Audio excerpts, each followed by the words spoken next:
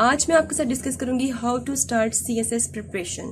Beginners के लिए specially ये वीडियो मैं बना रही हूँ, लाजमी देखिए, आपके लिए आसानी हो। नाउ स्ट्रेट अवे अपने टॉपिक पे आते हैं, how to start CSS prep. Why you want to do CSS, क्यों CSS करना चाहते हैं आप? कुछ रीजंस होते हैं। सबसे पहले आप खुद से ये सवाल करें कि भाई मैंने CSS करना क्यों है, रीजन क्या है? फाइनेंशियल एम्पावरमेंट, क्या आपको फाइनेंशियल एम्पावरमेंट चाहिए? क्या आप पैसे के लिए CSS करना चाहते हैं?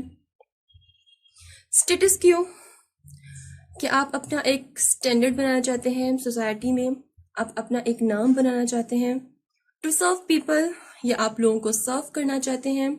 जॉब, या आप जॉबलेस हैं, अनएम्प्लॉयड हैं, आप जॉब हासिल करना चाहते हैं? CSS जब भी आपने करना है, आपने सबसे पहले ये डिसाइड करना है कि आपने CSS करना क्यों है, क्यों CSS करना चाहते हैं। सब में से आप सिलेक्ट करेंगे ये मेरी रीजन है CSS करने की, और उसके बाद आप उस पर लग जाएं, स्टार्ट ले लें, मंजिल आपकी आसान हो जाएगी।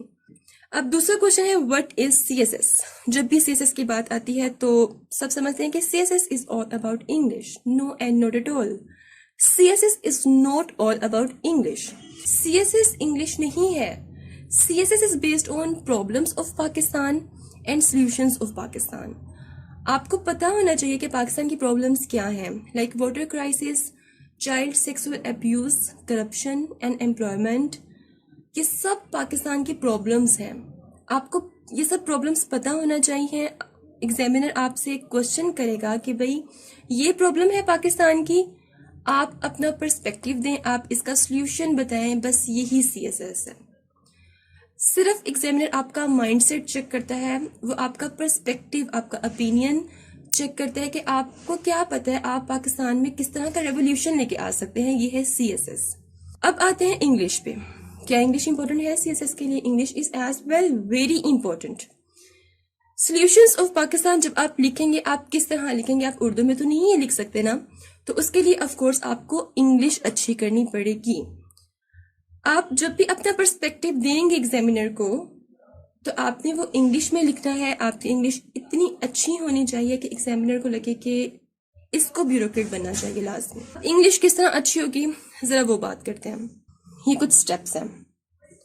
वोकैबुलरी, सेंटेंस, पैराग्राफ्स, ऐसे। ये चार ऐसी चीजें हैं कि इन चारों पे आपको अलग अलग से काम करना पड़ेगा। लाइक अगर आपने अपनी इंग्लिश अच्छी करनी है तो आपको वोकैबुलरी पे भी काम करना पड़ेगा, आपको सेंटेंस पे भी, पैराग्राफ पे, ऐसे सब पे काम करना पड़ेगा। अब वोकैबुलरी पे आपने किस तरह मेहनत करनी है, किस तरह काम करना है आपने। आप सुबह कोई से भी 2 से 3 वर्ड सिर्फ याद करने। वैसे मैं प्रेफर करूंगी कि 3 वर्ड याद करें, ठीक है? 3 वर्ड आप याद करें। अब आपने इसको याद किस तरह करना है? आपने सिर्फ ये नहीं करना कि अच्छा ये एक वर्ड है, इनोवेशन है, इसका ये मीनिंग है एंड दैट्स इट। नो, आप इनोवेशन का वर्ड लें या कोई भी वर्ड ले लें, आपने देखना है कि उसका उर्दू में मीनिंग क्या है, आपने देखना है इसका इंग्लिश में मीनिंग क्या है, आपने देखना है ये नाउन है, वर्ब है, एडजेक्टिव है, आपने देखना है ये ट्रांजिटिव वर्ब है या फिर इंट्रांजिटिव वर्ब है। आपको एक वर्ड के बारे में ये सब कुछ पता होना चाहिए। क्लियर? अब जो 3 वर्ड्स आपने याद किए हैं, सारे दिन में आपको जब भी फ्री टाइम मिले, आप जस्ट अपने माइंड में 2 से 3 दफा रिकॉल कर लें कि आपने सुबह क्या याद किया था। सिर्फ 2 से 3 दफा। और फिर रात को जब आप सोने लगें तो घंटा पहले वो जो 3 वर्ड्स आपने सुबह याद किए थे उनको सेंटेंस में यूज करें। जब सेंटेंस में यूज करेंगे फिर आप उन 3 वर्ड्स को पैराग्राफ्स में यूज करें। एक दिन में आपने ये 3 काम लाजमी करने हैं। जब आपकी वो कैब अच्छी होती जाएगी, आपको पता होगा कि किस तरह वो कैब को मैंने सेंटेंस में यूज करना है, किस तरह मैंने पैराग्राफ्स में यूज करना है, तो with the passage of time आपको ये पता चलता जाएगा कि आपने ऐसे में किस तरह अपनी वो कैब, सेंटेंस और पैराग्राफ्स को लेके चलना है। ये 3 बेस हैं आपकी इंग्लिश की। अगर आप चाहते हैं कि आपकी इंग्लिश अच्छी हो, आप एग्जामिनर को आंसर दे सकें, उसको इम्प्रेस कर सकें, तो आपको ये काम लाजमी करना है। ये आपने स्टार्ट लेना है इस तरह। Now third point, newspaper. अब जब भी आप CSS की बात करते हैं, किसी से मशवरा लेते हैं कि आप हमें सजेस्ट करें कि CSS कैसे प्रेप करें, तो सब आगे से यही रिप्लाई करते हैं कि न्यूज़पेपर पढ़ो, डोंट न्यूज़पेपर पढ़ो।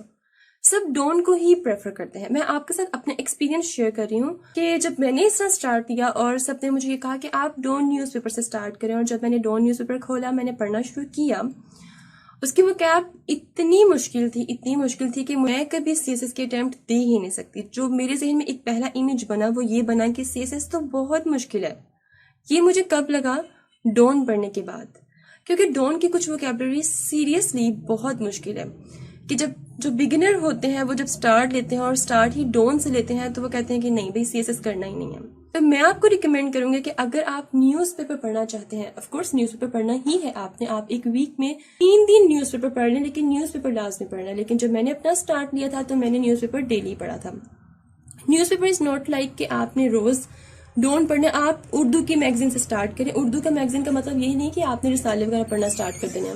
बहुत से उर्दू के बहुत अच्छे मैगजीन्स हैं जिसमें पॉलिटिक्स को डिस्कस किया है, जिसमें पाकिस्तान की हिस्ट्री को डिस्कस किया गया है और जिसमें इस्लाम को डिस्कस किया गया है। आप उर्दू से स्टार्ट लें, उर्दू हमारी बेसिक लैंग्वेज है। आप खुद को एक आदत डालें कि आपने बैठ के इतने घंटे न्यूज़पेपर पढ़ना है। मैं रिकमेंड करूंगी कि जब आप न्यूज़पेपर पढ़ने का सोचें और उर्दू पढ़ने का सोचें तो आप कम से कम स्टार्ट में आधा घंटा न्यूज़पेपर लाजमी पढ़ें। ठीक है जी।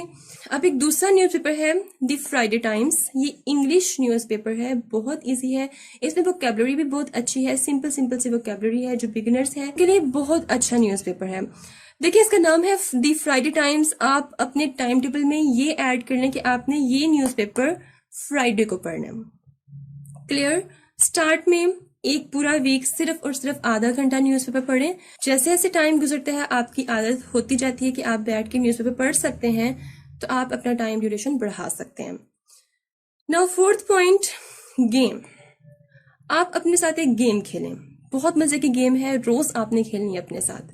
गेम ये है, अच्छा गेम का एक स्पेसिफिक टाइम है। ये गेम आपने तभी खेलनी है जब आप वो कैप की प्रैक्टिस करेंगे, ठीक है। उसके बाद आप आधे घंटे का रेस्ट है, उसके बाद सोने से तकरीबन 2 घंटा पहले आप या 1 घंटा पहले ये गेम खेलें। गेम ये है कि आपने पूरे दिन में न्यूज़पेपर पढ़ा होगा, ठीक है, इन दोनों से आपने कुछ तो सीखा ही होगा ना, और इसके अलावा कुछ भी आपने नया सीखा होगा। आपने एक पैराग्राफ उस पर लिखना है, सिर्फ 10 मिनट। जो भी आपने दिन में सीखा है एक पैराग्राफ उस पर लिखें, सिर्फ 10 मिनट। फिर इस पैराग्राफ को दोबारा पढ़ें। इस पैराग्राफ में से कोई भी एक वर्ड उठाएं जो आपको बहुत फैसिनेट लग रहा है, उसको उठाएं और उस पे आप दूसरा पैराग्राफ लिखना शुरू कर दें। ये भी आपने सिर्फ 10 मिनट ही लिखना है। फिर इस पैराग्राफ को एक दफा पढ़ें और इसमें से आपको कोई भी वर्ड जो अट्रैक्टिव लग रहा है उसको उठाएं और उस पे आप तीसरा पैराग्राफ लिखें। ये भी सिर्फ 10 मिनट। टोटल मिला के आधा घंटे की आपकी ये गेम है जो आपने अपने साथ खेलनी है। अब इसके बेनिफिट्स क्या होंगे? एक तो आपको लिखना आएगा, एक तो आपकी राइटिंग स्पीड बनेगी, दूसरा आपको ये आएगा कि आपने किस तरह अपने पर्सपेक्टिव को, अपने ओपिनियन को किस तरह आपने पेपर में डालना है, किस तरह आपने लिखना है, आपको लिखना आएगा। Okay clear? ये थी एक मेरी छोटी सी कोशिश कि किस तरह हम सीएसएस की घर बैठ के तैयारी कर सकते हैं, किस तरह हम स्टार्ट ले सकते हैं। बिल्कुल मुश्किल नहीं है, आप अल्लाह का नाम लेके शुरुआत करें और इंशाल्लाह आप कर लेंगे। यकीन रखें खुद पे और अल्लाह ताला पे यकीन रखें और आप कर लेंगे। Stay tuned and Allah Hafiz.